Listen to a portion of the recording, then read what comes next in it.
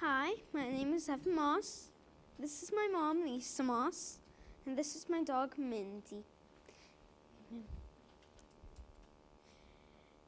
Now, Mindy is no ordinary dog.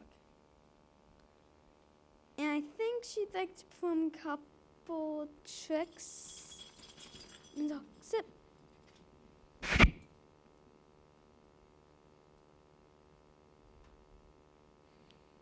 Shake.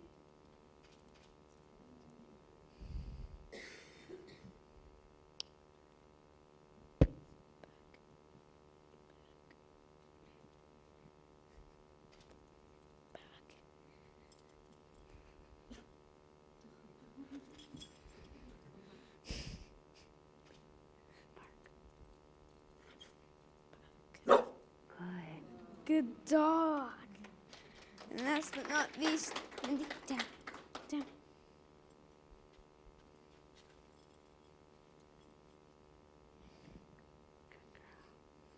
Very good. Thank you, Evan and Mindy.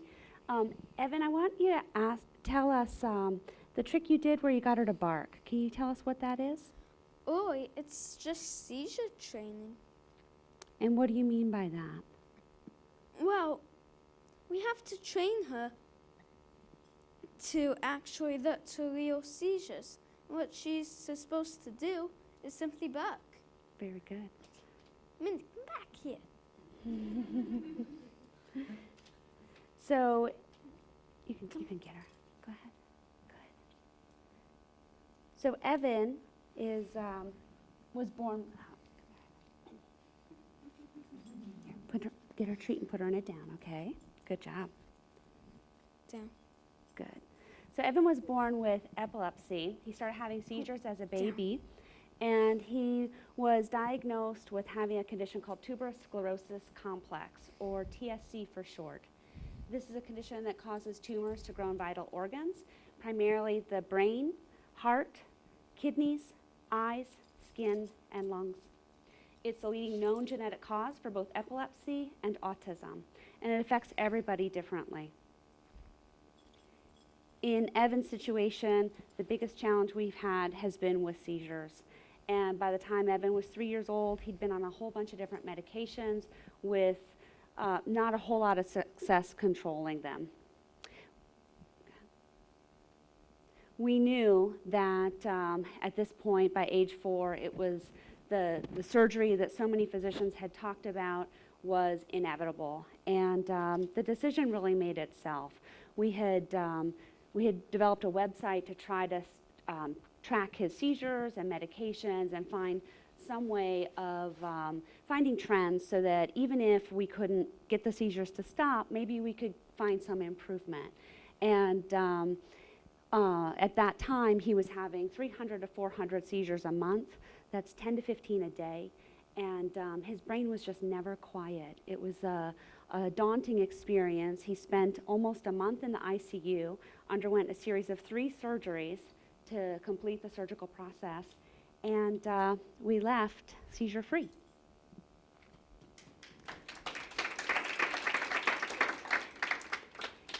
This is an example of a chart of Evan's seizures, and I wanted to share it because I kind of see this as like a seizure success chart. The blue bars that represented his seizures for so many months, so many years, were flatlined. This had never happened in his life. He was not having any seizures after surgery, and you can see all the little lines where the medications he was on.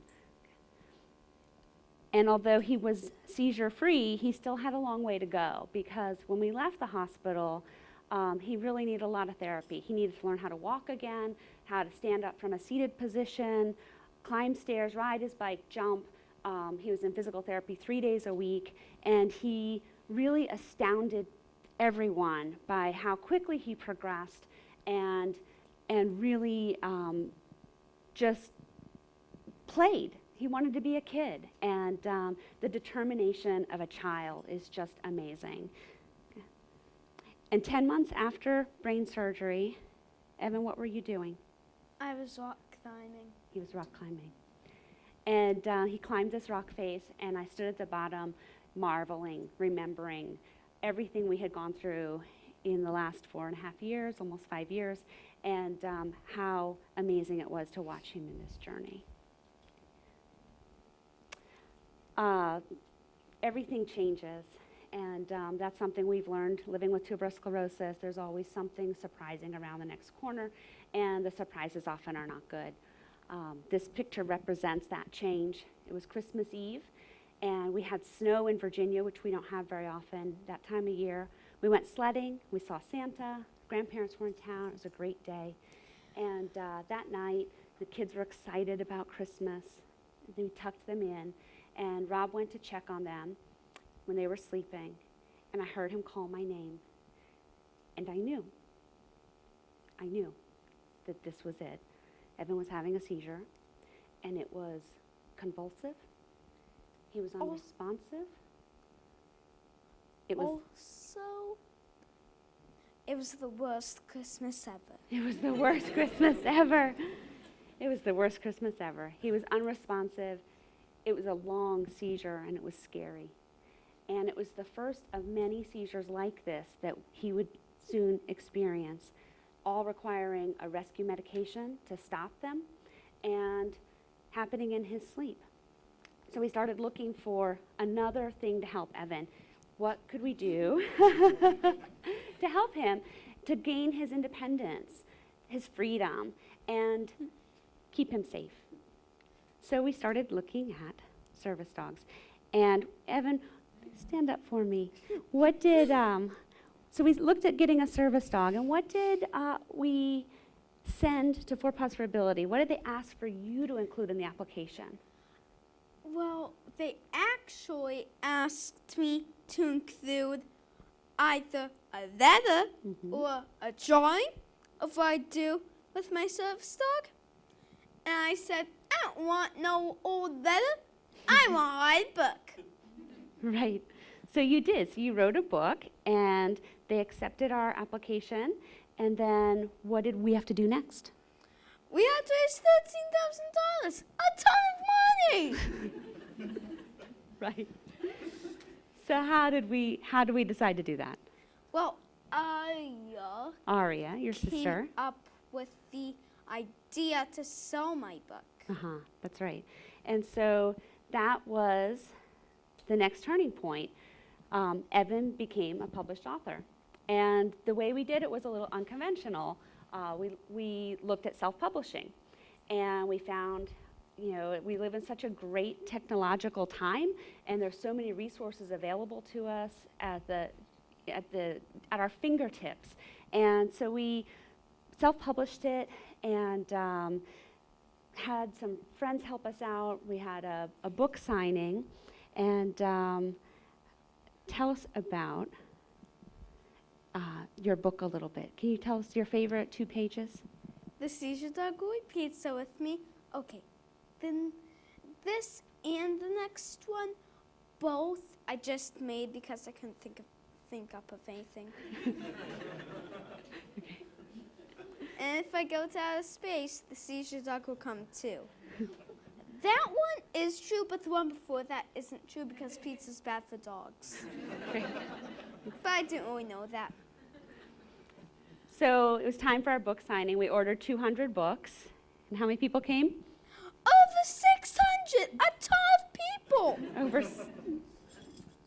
Over 600 people came. And to date, he's raised almost $50,000, and he's helped 7 additional children get service dogs.